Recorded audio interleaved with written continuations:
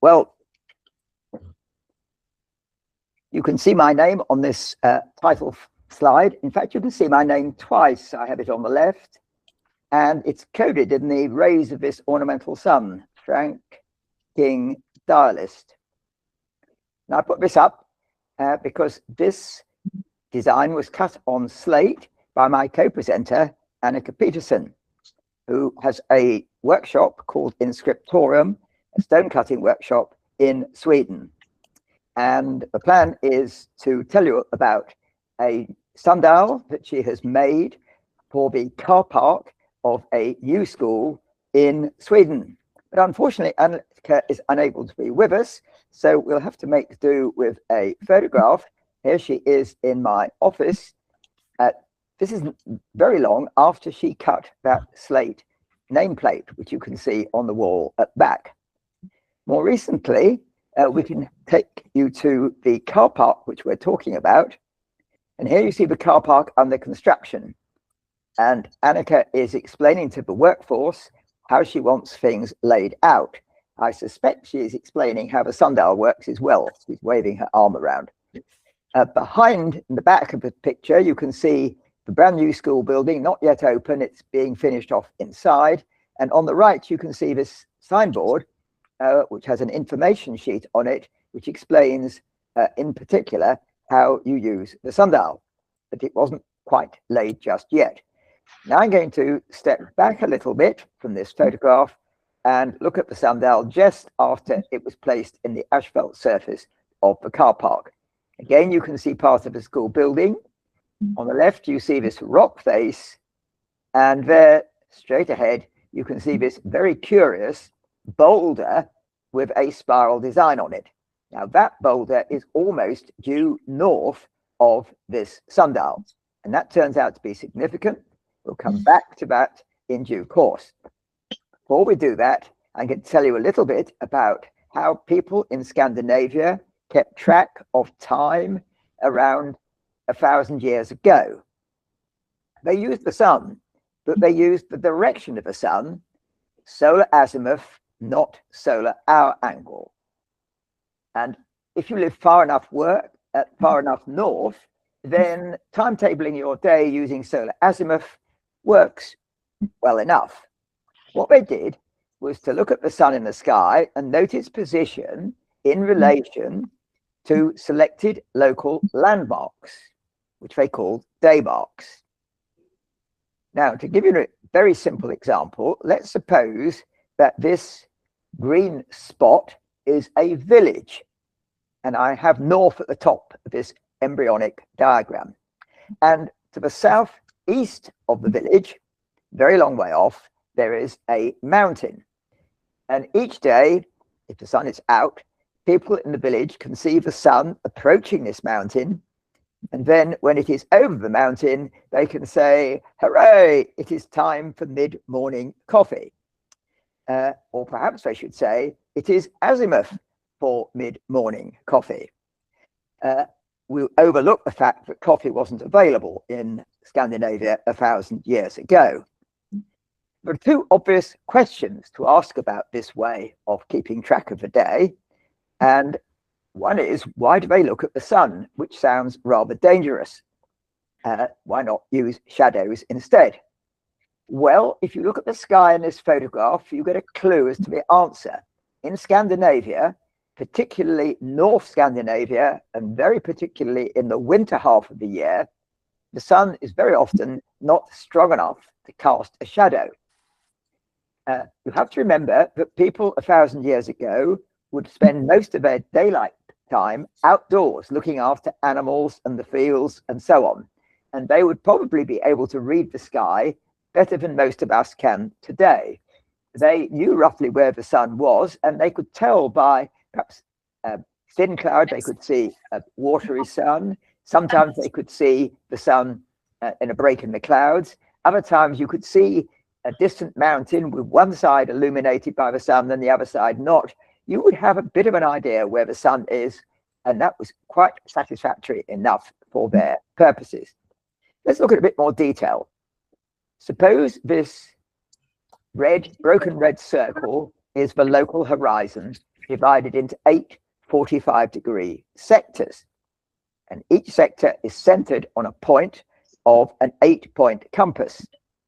So we have one sector at the north, and then another northeast, and then another east, and so on round the circle. Now, 1,000 years ago in Scandinavia, the language which was spoken was Old Norse. As a matter of fact, that was also spoken at this time in the eastern part of England. Slightly further west in England, Old English, which is a cousin language of Old Norse, was spoken as well, and eventually English came to dominate. The Old Norse word that they used to describe one of these sectors is written A accent TT, probably pronounced something like art, it's a long A, and the plural is pronounced arter, with a slightly rolled R at the end. Now, the ancient people in Scandinavia gave Old Norse names to the 8 periods of a day indicated by these sectors. And I'm going to show you just an example set of 8 Old Norse names. Here they are. And let's just have a look at the one at the north. This is typical Old Norse language with this rather curious strike through D, as it's called, which we don't see in modern English. And this word was pronounced something like mivnati, which sounds quite close to the present-day Swedish word midnatt, which of course means midnight. But in those days, it meant the whole period around midnight, not just the moment of midnight. And if we look opposite, written upside down, we see a word which is much easier because it is only one letter different in spelling from the present-day English word midday. As a matter of fact, this word has survived quite unchanged in Swedish to the present day. Spells exactly the same, but it has changed its meaning. In the old days, people in Scandinavia used to have the main meal of the day at what the Swedish people call middag, midday. But following the Industrial Revolution, the main meal of the day came to be more likely in the evening. And the name moved around with it. So what you will call midday or middag, if you look it up in a Swedish dictionary, you'll see that it means today, either dinner or the evening meal. Now, there is one big problem about what you see in red. Nothing in red actually existed in real life. So nothing to look at. Nobody went round the village setting up giant billboards with these names painted on them. So how did they operate? Well, this is where the landmarks or day marks come in. They would look round the horizon for landmarks which were very close to the points of an 8-point compass. Now, I'm marking these in black. These are real objects, or they stand for real objects. The one in the southeast might, for example, be a mountain, like I showed you before. Others might be a gap between 2 mountains, or there might be a waterfall, or a distinctive group of trees, or perhaps just a shepherd's hut. Anything that was some distance away and was fixed would serve as a candidate day mark.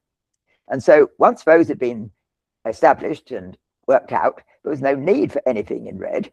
People would identify these landmarks and they would know the names to describe the different periods of the day, the names in Old Norse.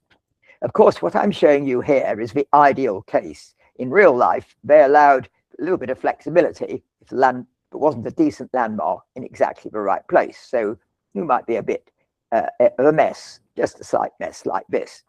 Now, this takes me back to the school car park. Now, remember that this is a school, and it's a school for very young children. So in the car park, we have everything on the right, but in a much smaller scale. So if you stand on the sundial and look at this boulder, well, that's almost due north. Let's put the names back, and stands for Livnati. And then a little bit further around, northeast, just off the picture, there is a downstairs window of a school which stands for Otta, or northeast. And further around still, due east, there is an outbuilding which will stand for due east, or Midmorgen, which means mid-morning.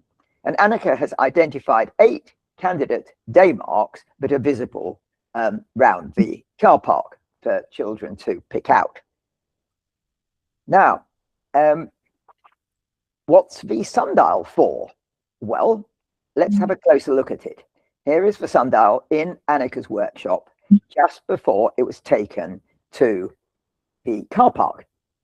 And the design is largely based on an aspect of this diagram, which I haven't yet put in. This diagram I published in the British Sundial Society Bulletin a year or 2 back. Let's add the relevant part of the diagram here. I've added a multicolored band, strictly an annulus, which is divided into 8 sectors, alternating green and brown. These, of course, represent the arteria. Now, remembering that this sundial is going to be in a car park, walked over and driven over, there's no prospect of painting it. So Annika has cut these straight lines as the divisions of the arteria, separating one from the next. Now, this annulus has 2 circles, an inner circle, which I think of as the winter solstice, an outer circle, which is the summer solstice. And when you go from one to the other, I think of changing longitude, solar longitude, not solar azimuth, a solid solar declination. So I'm going to mark the inner circle minus 90 degrees, winter solstice, and the outer circle plus 90 degrees. And of course, the central circle is 0 degrees, the first point in Aries, which is the March equinox today, World Sundial Day. Now, I now have a kind of circular graph paper. So I can draw our lines, not using altitude and azimuth, but solar longitude and azimuth. This won't work if you're anywhere near the tropics, but it works well if you live far north in Scandinavia. And you can see I've marked our lines at 3-hour intervals. And because solar longitude is jolly nearly changes linearly with date, any experienced sundial enthusiast can work out from the time of the year the local apparent solar time. Now, if we keep looking at this design here, Annika has marked in the hour lines. She hasn't marked numbers, there wasn't enough space. She has chosen to mark a couple of child's shoe prints in the middle of the design. She has a square stone, and very important early consideration was what sort of stone to use, because this is going to be walked on and driven over. So she chose Elvdalen quartzite, which is an exceptionally hard Swedish stone. So it was very hard work cutting this. Having it square means that she can mark in the corners the Swedish abbreviations for the north, east, south, and west. Now, it's in a school car park. There is a notice board, and we are hoping that this will serve as an educational tool, linking children who are living in present-day Scandinavia to their ancestors 1,000 years ago, bringing the ancient culture down to the present day. So thank you for your attention. That's all I have to say. I will unshare my screen. I have a question. Whether such design has certain limitations towards latitude? Oh, yes, very much so. It works very well if you live north of the Arctic Circle for at least half a year. If you live close to the Arctic Circle, it's okay. But after that's because at the Arctic Circle, azimuth and hour angle are exactly the same, of course. And the more you move from the distance you move from the North Pole, then the more the azimuth and hour angle diverge, and it all becomes horribly, horribly messy in the tropics. So anything closer to the equator than 30 or 40 degrees is quite hopeless. No, this is definitely a sort of sundial for Scandinavia, or extreme north of Canada, or north of Russia.